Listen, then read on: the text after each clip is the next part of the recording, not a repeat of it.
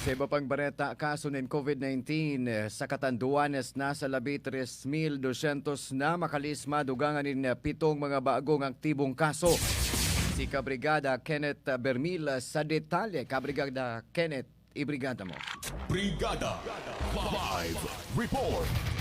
Mantinido sa 7 ang numero kan mga aktibong kaso ng COVID-19 sa islang probinsya ng Catanduanes. Basado sa pinakahuring report kan Provincial Health Office kaning June 19, 2022, ang 7 mga aktibong kaso kanasambit na helang sa probinsya gikan sa Banwaan ni San Andres na may 4 na kaso. 2 sa Birac mantang sa Ruan Hale sa Banwaan ng Viga. Huli kay ni uminabot na sa kabilugang 3,206 ang mga nairehistrong kaso ng COVID-19 sa probinsya kung sa 3,068 sa mga inian na rahay na mantang nasa 132 man ang numero kan mga binawian nin buhay. Iyan ang bareta gikan sa islang probinsya nin Catanduanes para sa Ronda Bicolandia ini si Kabrigada Intern Kenneth Bermil gikan digdi sa Regional News Center kan Brigada News FM Bicol, the Music and News Authority.